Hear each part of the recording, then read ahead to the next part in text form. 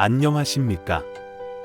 오늘은 강남의 역사와 한국 도시의 미래를 깊이 있게 살펴보겠습니다. 강남은 단순히 비싼 동네가 아니라 국가가 버린 땅에서 민간 자본의 힘으로만 성장한 세계적으로도 드문 사례입니다. 국가가 세운 계획도 정치권의 뚜렷한 비전도 없이 하루가 다르게 성장한 도시. 그래서 강남은 재난 지역이자 동시에 기적의 도시라 불립니다. 오늘은 이 강남의 역사를 시작으로 앞으로 한국의 도시들이 어디로 향하게 될지, 인구와 교통, 산업이 어떻게 도시를 바꿔갈지를 아주 차근차근 말씀드리겠습니다. 일부 강남의 탄생과 국가의 무관심. 1960에서 70년대 서울은 전쟁 대비와 인구 폭증이라는 두 가지 문제에 직면했습니다. 국가는 강북 인구를 남쪽으로 옮기려 했지만 강남도 전쟁 위험권에 포함되자 곧 포기하고 과천, 안양, 세종 개발에 집중했습니다. 이때 강남은 사실상 국가에 버려진 땅이 되었습니다. 하지만 민간 자본이 몰려들며 땅값이 하루가 다르게 치솟고 아파트 단지가 순식간에 들어섰습니다. 어르신 비유, 정부가 돌보지 않은 밭에 씨앗이 뿌려졌는데 예상보다 빨리 싹이 트고 숲이 되어버린 것과 같습니다. 박정희 정권 당시 정치자금 논란도 얽혔지만 본질은 민간이 먼저 키우고 정치가 뒤늦게 올라탄 것입니다.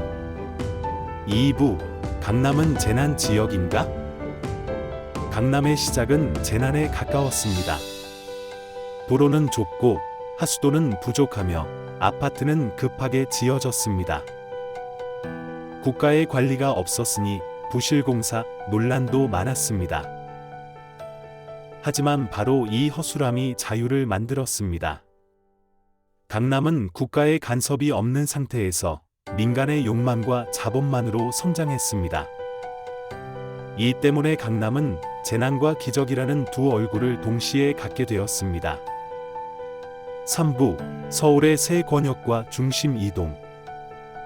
서울은 오랫동안 사대문 권역, 영등포 권역, 강남 권역 세 축으로 발전했습니다. 그러나 지금은 변화가 일어나고 있습니다. 5. 사대문 권역 중심성 약화, 용산 여의도, 마포로 이동. 5. 영등포 권역 금융 중심지였으나 쇠퇴. 5. 강남 권역 여전히 확장 중이며 영향은 천안, 아산까지 번지고 있습니다. 해외 비교.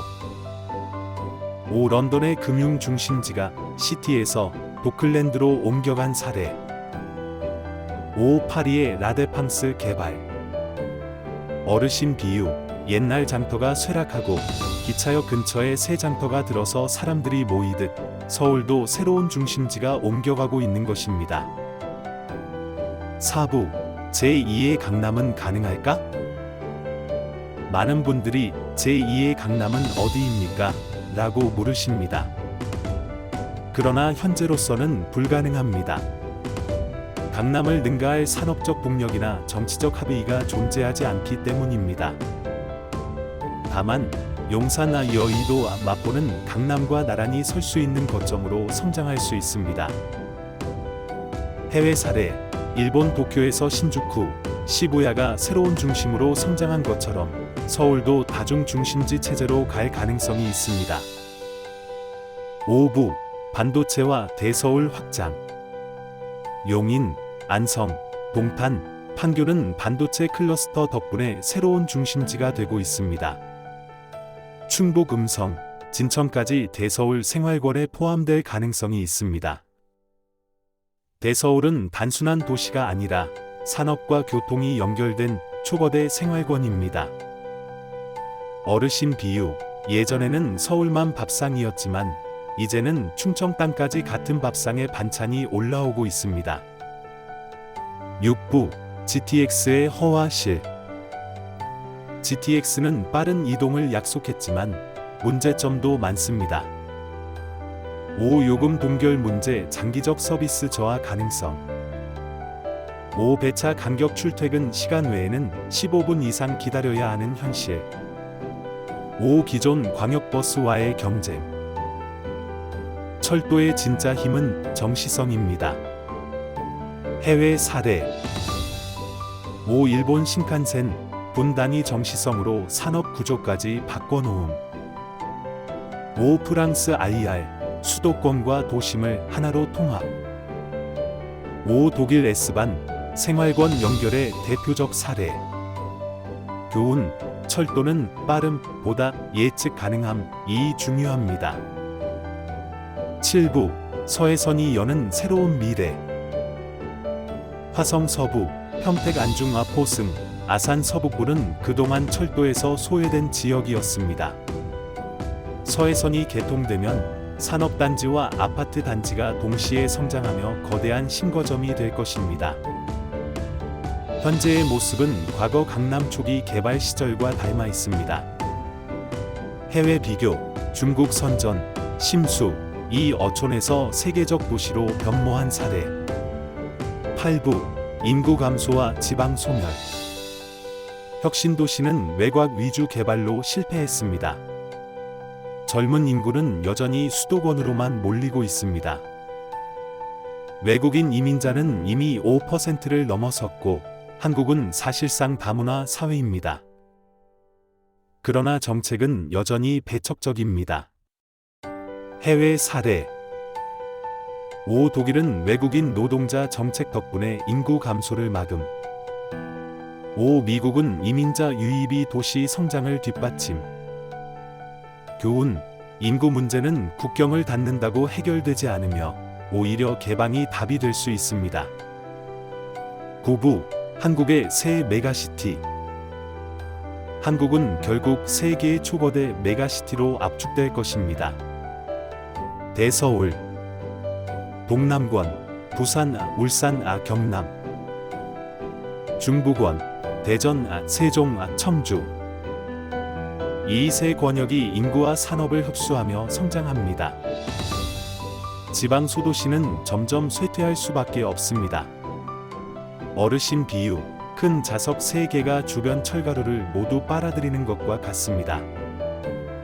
10부 강남 내부 변화. 과거 강남의 중심, 대치, 테헤란로. 현재 강남의 중심, 반포, 서초, 영동대로. 경부고속도로 지하화와 리니어 파크 개발은 전국 철도 지하화의 모델이 될 수 있습니다. 강남이 성공하면 전국적으로 확산될 수 있고 실패하면 다른 지역도 불가능합니다. 11부 경기 남부 vs 경기 북부. 경기 남부는 반도체 산업 덕분에 성장세를 이어갑니다. 반면 경기 북부는 군사 규제와 환경 규제로 발전이 가로막혀 있습니다. 같은 경기도라 해도 남과 북의 발전 격차는 매우 큽니다. 해외 비교, 독일 동서 지역 격차. 12부 미래 출퇴근 생활권. 춘천, 원주, 오송, 천안 아산, 서산, 홍성까지 대서울 통근권에 포함될 전망입니다. 서울을 더 이상 행정구역이 아닌 생활권 네트워크로 이해해야 합니다. 교통 발달이 사람들의 삶의 반경을 바꾸고 있습니다. 13부 도시의 본질 교통, 산업, 인구. 도시는 아파트 값만으로 설명되지 않습니다. 교통망, 산업 발전, 인구 구조가 동시에 결합해야 도시가 살아납니다. 강남은 이 세 가지가 우연히 맞아떨어진 대표적 사례입니다. 따라서 앞으로도 도시를 평가할 때는 이 세 요소를 종합적으로 고려해야 합니다. 마무리. 강남은 앞으로도 여전히 강남일 것입니다. 그러나 도시의 미래는 단순히 집값만으로 설명되지 않습니다. 교통, 산업, 인구 정책, 그리고 삶의 질이 복합적으로 얽혀야 도시가 살아납니다.